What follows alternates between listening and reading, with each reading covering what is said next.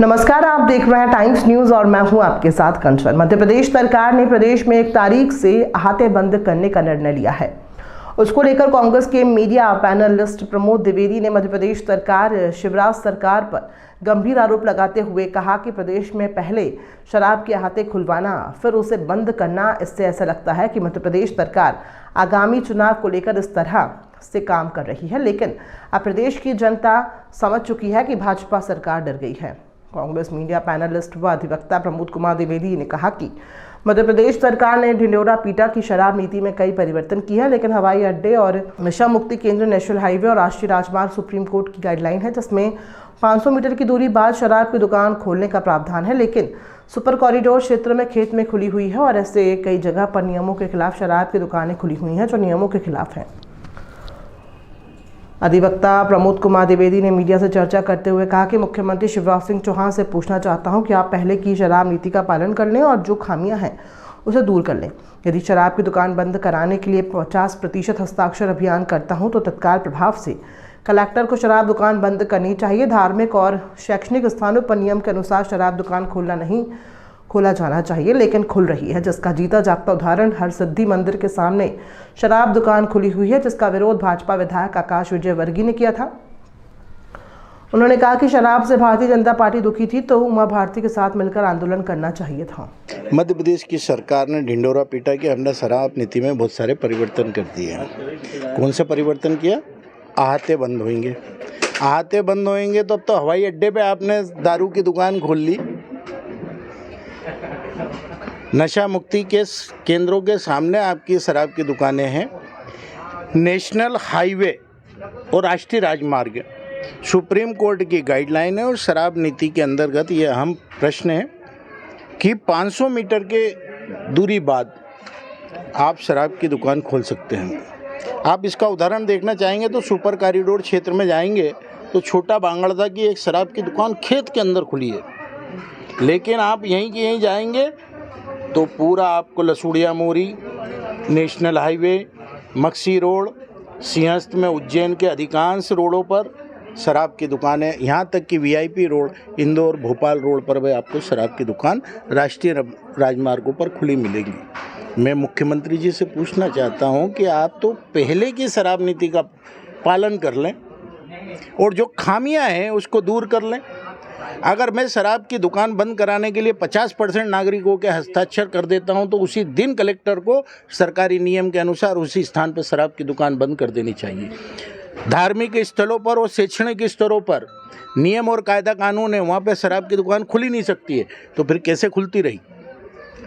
इसका उदाहरण है कि हरसिद्धि मंदिर पे विधायक इनका पत्र लिखता रह गया। विकास यात्रा के समय क्या उनकी आंखों में दूसरा चश्मा था कि हरसिद्धि मंदिर पे आज भी शराब की दुकान खुली हुई है? ये रमेश मेंदोला जी, जिस ठेकेदार के साथ इनका इश्तेहार चलता है, सूरज रजक, उसकी दुकान बंद कराने के लिए इन्होंने महिलाओं के साथ धरना दिया था, फिर इश्तेहार कैसे चल पड़ा? कौन सी नैतिकता है? और अगर शराब से आपकी महिलाओं बहुत दुखी थी भारतीय जनता पार्टी की, तो उमा भारती के साथ आंदोलन करती, मेरे साथ जो मैंने अराजनीतिक आंदोलन चलाया था उस आंदोलन में आती। या मैंने मुख्यमंत्री से पूछना चाहता हूं कि 2 बंडल तो आपने चिट्ठियों के ले लिए थे, बाकी 4 बंडल वापस क्यों कर दिए थे? तो मैं मध्य प्रदेश में यह आग बन चुकी है। मैंने केवल 1 महीने की मेहनत के अंदर इंदौर जैसे शहर में कुछ क्षेत्रों में ही जो आग देखी थी, सरकार ने उसको महसूस किया। सरकार को ये लगा है कि ये मुद्दा कांग्रेस ले करके अगर निकल पड़ी तो महिलाएं भाजपा के खिलाफ जाएंगी।